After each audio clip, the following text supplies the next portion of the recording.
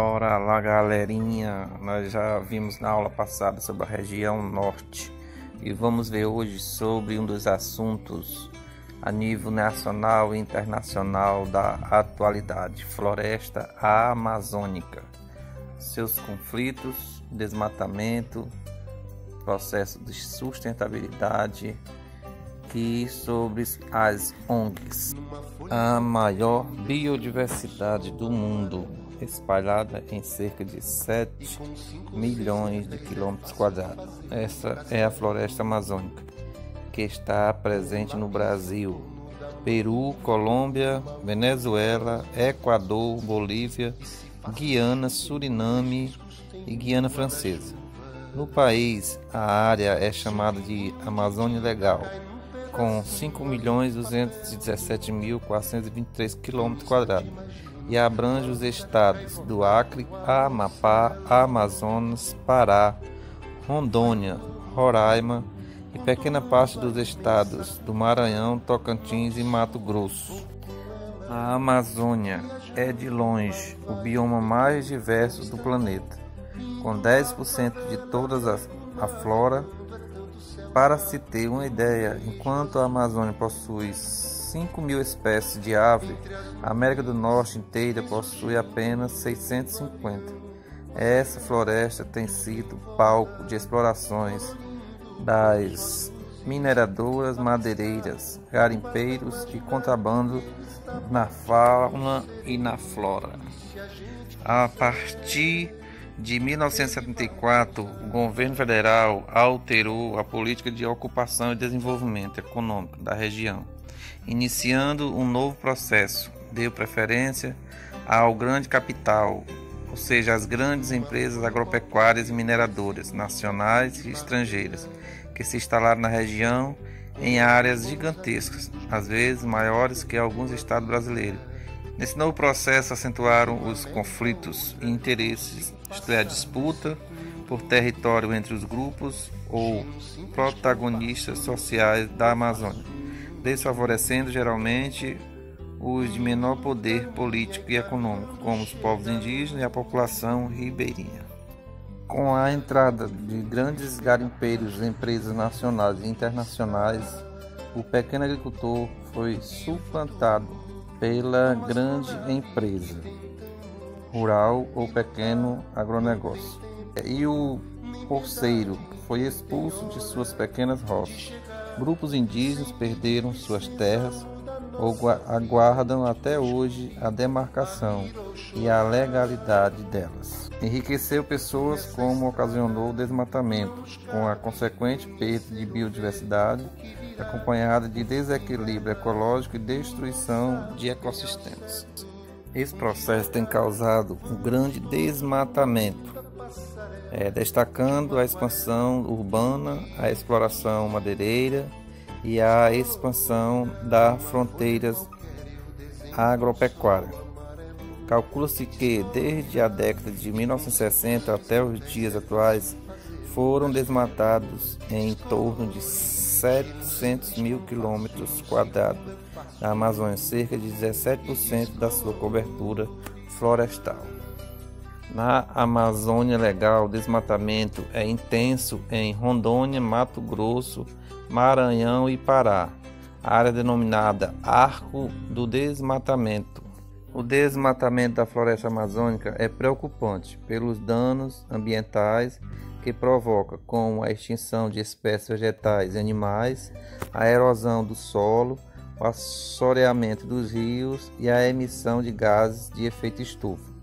A abertura de pastagem para a pecuária da Amazônia é responsável por 75% das áreas desmatadas, muitas delas de forma ilegal.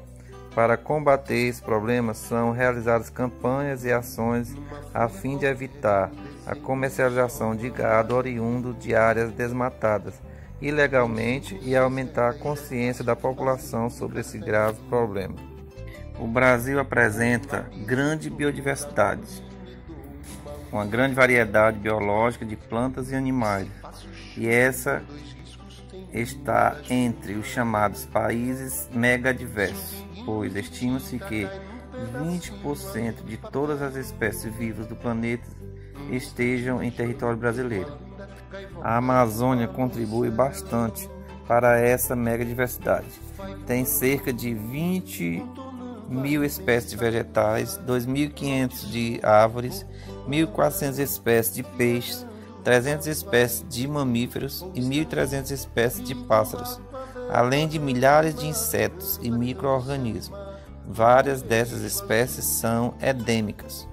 A biodiversidade da floresta amazônica, como também os de outros domínios morfoclimáticos brasileiros, constitui grande riqueza e pode fornecer, entre outros elementos, substâncias para serem usadas como matérias-primas de medicamentos para tratamento e cura de várias enfermidades. Um assunto de mídia nacional é a biopirataria. Consiste no roubo de animais, plantas e conhecimentos tradicionais, principalmente das culturas indígenas, para fins de exploração comercial, sem o consentimento ou controle do país de origem e das comunidades locais. Para evitar que o Brasil perca os direitos sobre sua biodiversidade e sobre os resultados das pesquisas realizadas por empresas estrangeiras, bem como para proteger a diversidade de plantas e animais, o governo brasileiro colocou em prática, em junho de 2000, o acordo conhecido como Convenção da Biodiversidade. Esse documento foi assinado em 1993 por representantes de 160 países, que atestam a necessidade de preservação da biodiversidade, a exploração dos recursos naturais de forma sustentável e a divisão justa dos benefícios obtidos com a pesquisa científica. Neste ano de 2017 foi contabilizado aproximadamente 1.000 ONGs atuando dentro do território da Amazônia. O que são ONGs? Organizações não governamentais, caracterizada como organizações formadas por pessoas da sociedade civil, sem a participação dos governos dos países onde elas atuam. O objetivo das ONGs são amplos e cada uma delas se dedicam a determinada área de atuação. Por exemplo, combate à destruição do meio ambiente, defesa dos direitos da mulher, das minorias étnicas, culturais, da criança e do adolescente e do idoso. Dentro da floresta amazônica nós temos o chamado desenvolvimento ecologicamente sustentável. Em 1972, a Organização das Nações Unidas realizou a primeira Conferência das Nações Unidas sobre o Meio Ambiente Humano na cidade de Estocolmo, capital da Suécia, em que alertou governos, grupos econômicos e toda a sociedade sobre os graves riscos a que o planeta e as populações estão sujeitos devido à destruição ambiental e à intensa exploração dos recursos naturais. Foi nessa conferência de 1972 que nasceu a ideia de desenvolvimento ecologicamente sustentável, que visa a exploração dos recursos naturais de forma racional, sem desperdício e sem a degradação ambiental, de modo que as gerações futuras possam também se beneficiar deles. Na Amazônia, muitas comunidades e empresas já praticam a exploração de recursos da floresta, de acordo com os princípios do desenvolvimento ecologicamente sustentável. É o caso do extrativismo, do látex, da castanha do Pará, do jambo, do açaí e de fibras vegetais para a confecção de diversos artefatos, gomas para a fabricação de chicletes, sem causar degradação ambiental. Atualmente, além de coletados, são também cultivados o guaraná, o cupuaçu, o bacuri, a pupunha e o açaí, utilizados na indústria de refrigerantes, de alimentos ou vendidos in natura. Na década de 70, seringueiros e castanheiros revoltados com a prática que estavam acontecendo, seus poceiros expulsos de suas reservas, pressionaram o governo a criar uma unidade de conservação da natureza, que ficou conhecido como reservas extrativistas. Além de os recursos da floresta serem explorados de forma sustentável, praticam-se a agricultura de subsistência e a criação de animais de pequeno porte, assegurando os meios de vida da população tradicional. São ainda garantidas de proteção contra a invasão dessas terras e contra o desmatamento e a destruição de ecossistemas. Na criação das reservas extrativistas, destacou-se a atuação do seringueiro Chico Mendes, que lutou por essa causa e foi assassinado em 1988 por aqueles que se opunham à criação das reservas, pois elas contrariavam seus interesses.